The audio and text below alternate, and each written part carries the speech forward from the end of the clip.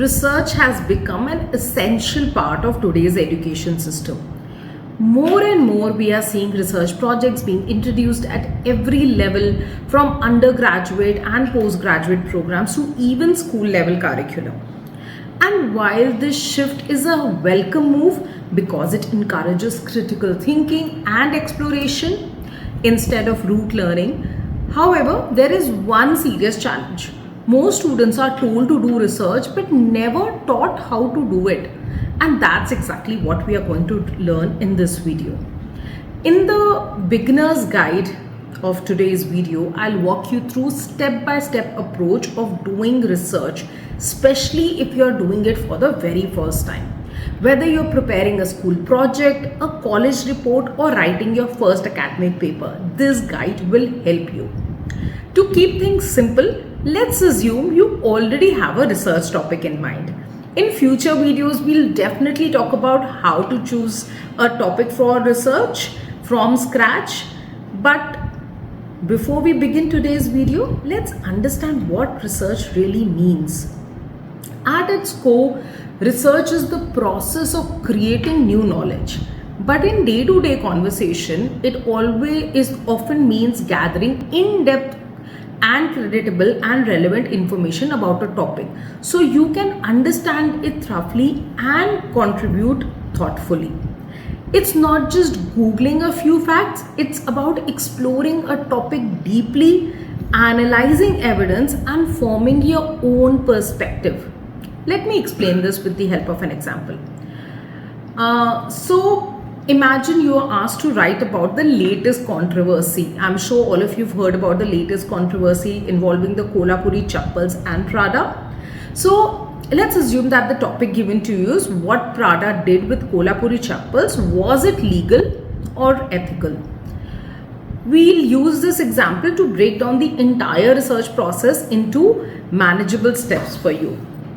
But before we dive in, let's look at the three main types of research. So we have a primary research where you collect new data via surveys, interviews, or experiments. Then we have secondary research where we study existing resources like your reports, articles, or academic papers. And then there is a third kind which is called as mixed research, which is a combination of both primary and secondary. In this video, we'll focus on the secondary research because that's where most beginners start, and it's the base for all kind of research work that you do. Okay, so now let's walk you through the process step by step. So step one is categorize your topic into themes. So first of all, now that you've got the topic which we discussed previously, break your topic into smaller manageable categories. This gives your research a structure. For example, in the Prada example, categories might include information about Prada, background on Kolhapuri Chappals, legal protections from traditional products, the Prada incident, the ethical concerns. So the media or the public response. So what you will do is you will divide your entire research topic into subcategories. Further, for each of the categories that you've designed, you might want to create more categories which you can call as subcategories. Like under the information about Prada, you might include its origin, then the product line, the business model, and so on and so forth. Ask yourself when you've done this task, what parts or angles of my topic do I need to understand? And accordingly, you can create categories and subcategories. After this, move on to the second step where you identify reliable sources. Now look for trustworthy sources. Think of sources like ingredients. If you have a bad ingredients, the entire dish gets spoiled. So use creditable sources like government websites, report from KPMG, McKinsey, BCG, or any kind of reports or written articles from UN or the World Bank data, company websites, peer-reviewed journals, reputed newspapers and magazines. Please avoid random blogs and unverified opinions or casual social media. Even if an expert tweets something, make sure it's from a reliable account and cited properly. Ask yourself, Is this source creditable enough to base my work on? And once you've identified those sources, move on to step number 3. Collect and categorize your data. Open a Word or an Excel file, label each section based on your themes. Start reading and gathering information. Don't analyze at this point, just read and collect information. When the same point starts repeating across your sources, you know you have enough information. So you collect all the information and put them in the different categories that you had already made. Ask yourself, am I seeing repetition across reliable sources? If yes, then it's time to move on to step number 4. Keep track of all references. Every fact must have a reference. Always. References are a big requirement in all kind of research. Why? Because it proves your credibility, helps you avoid plagiarism, and allows fact checking, makes revisiting very easy. So create a column in your file with source links, author's name, and publication dates. Ask yourself, do I have evidence to back every point I've made in this research?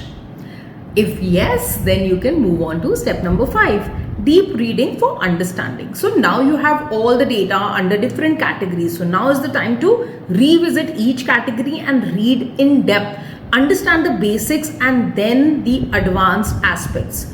You should be able to explain every part of your topic in your own words. Ask yourself, could I explain this clearly to someone? If yes, then you can move on to step number 6. Write your first draft. Start drafting your paper, your report, your article. Decide on a structure first and order of the sections, and then write one section at a time. Don't aim for perfection in the first draft. You'll take multiple drafts to do that. Focus on the flow and logic. Ask yourself, does this structure make sense to the reader?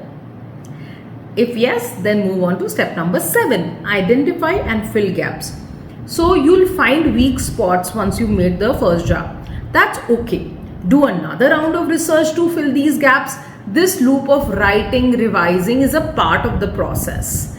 So once you've done this multiple times, you'll probably ask yourself, is there anything unclear or unsupported? If not, then your paper is ready. And move on to step number 8. Take a break. Pause before reviewing. A day or two helps you clear your mind. Once you've done that, then move to step number 9. Review and edit. Fix grammar and sentences flow. Ensure all references are there. Check for plagiarism. Match the formatting to submission guidelines. Ask yourself, is this clean, clear and complete? If yes, then step number 10. Final draft and submission. Confident with your work, then you can submit it. And if you're emailing it or sending it to a journal, include a brief cover letter. Mention the topic, your insight and the purpose. Congratulations, you've just completed a full research process. Remember, research isn't copy pasting. It's about deep diving, thinking critically and presenting clear, well-structured insight. If this video helped, give it a thumbs up and share it with your friends, and don't forget to subscribe. We'll be sharing more videos on choosing a topic, doing primary research, writing different academic formats. Let's make research simple, meaningful and accessible, one step at a time. Thank you so much for watching my video.